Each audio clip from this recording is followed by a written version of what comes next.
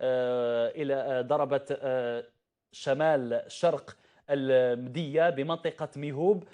شدة الدرجة بلغت 5.3 درجات على 5.3 درجة على سلم ريشتر، هذا حسب مركز علم الفلك هكذا.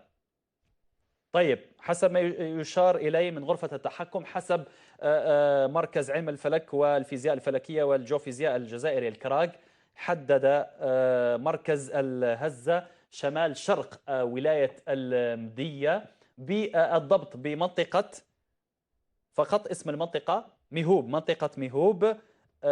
شدة الهزة بلغت 5.3 درجة على سلم ريشتر، وكنا قد عرضنا عليكم الصور الأولى للمركز الأوروبي لرصد الزلازل، الذي قال يعني في المرة الأولى أن الهزة الأرضية كانت بمنطقة الأخضرية. على كل، المركز الأوروبي نعرف أن المركز الأوروبي لرصد الزلازل يعطي يعني بالتقريب مكان الهزة، لكن المكان الحقيقي يعني بالضبط لدى المركز الجزائري الكراغ، الذي أعلن قبل لحظات فقط أن الهزة الأرضية سجلت تمام منتصف الليل و54 دقيقة.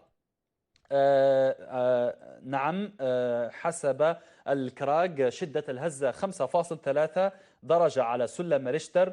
موقع هذه الهزة على بعد 10 كيلومتر شمال شرق منطقة ميهوب بولاية المدية.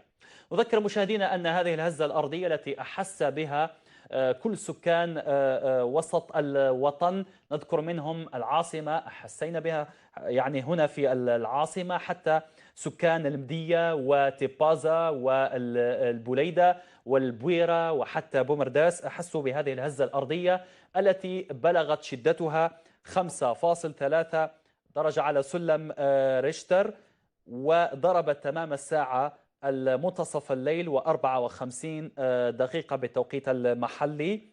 وموقع الهزة الأرضية نعيد ونذكر للتصحيح فقط، لأننا كنا قد أعطيناكم إحصائيات المركز الأوروبي لرصد الزلازل. نذكر أن الكراغ، المركز علم الفلك والفيزياء الفلكية والجيوفيزياء الجزائري، حدد الهزة موقعها هو 10 كيلومتر شمال شرق منطقة ميهوب بولاية المدية.